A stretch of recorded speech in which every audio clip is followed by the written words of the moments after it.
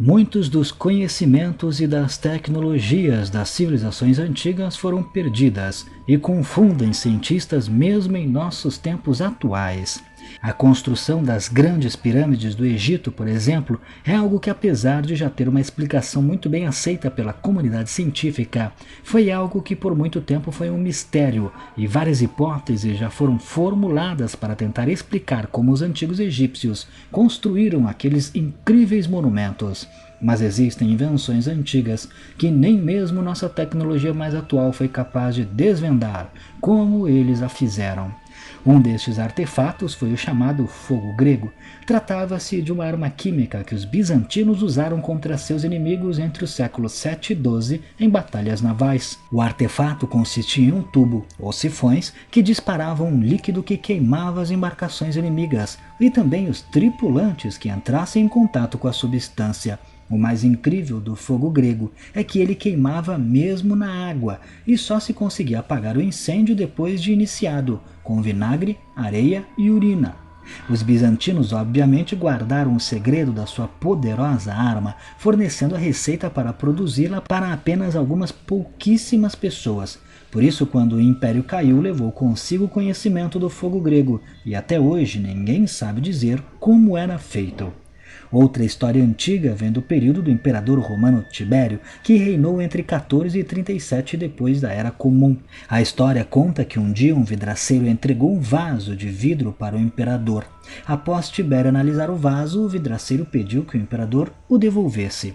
Em seguida, o vidraceiro jogou o vaso no chão com força e, para o espanto de todos os presentes, o vaso apenas amassou.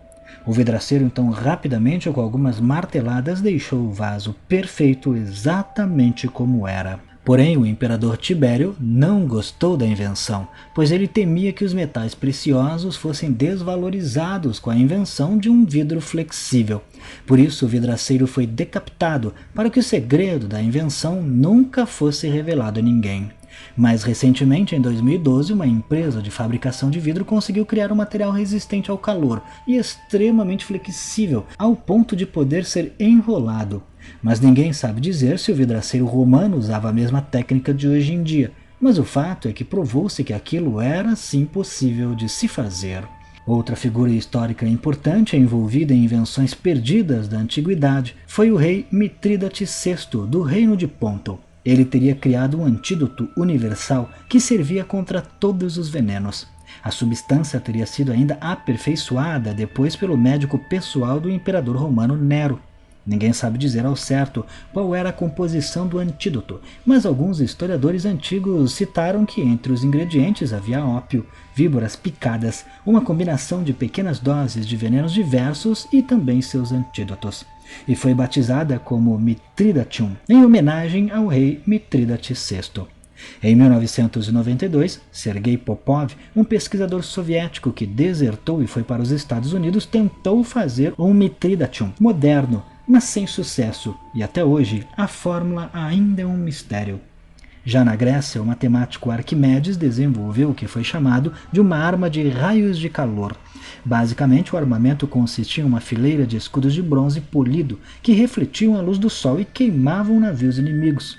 O programa Caçadores de Mitos do Discovery Channel tentou replicar a invenção em 2004, mas não conseguiram, e consideraram então a arma como sendo um mito. Mas em 2005, alunos do Instituto de Tecnologia de Massachusetts conseguiram reproduzir a arma e queimaram um barco de teste no porto de São Francisco usando a arma de Arquimedes.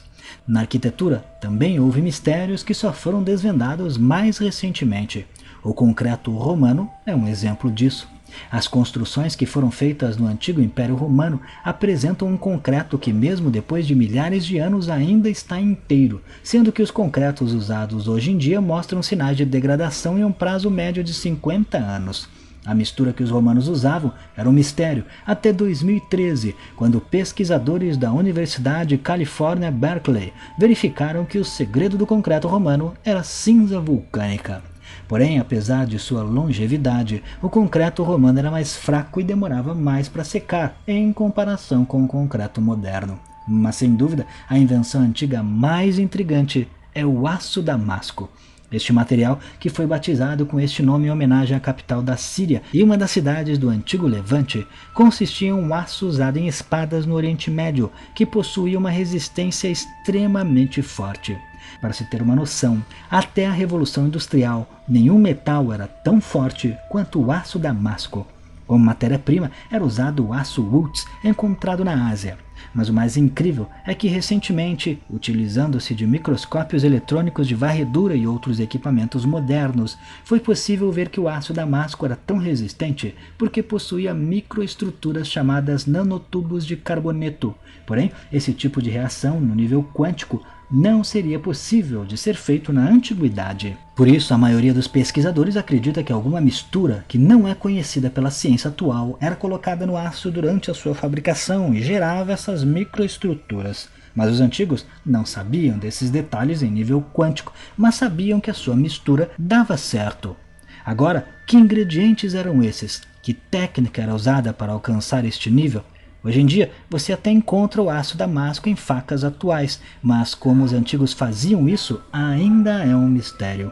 Mas e você? O que acha? Conhecia algumas destas antigas invenções? Não deixe de comentar. Se gostou, clique em gostei, não esqueça de se inscrever no canal, vire membro se puder, clicando em seja membro e me siga lá no Instagram.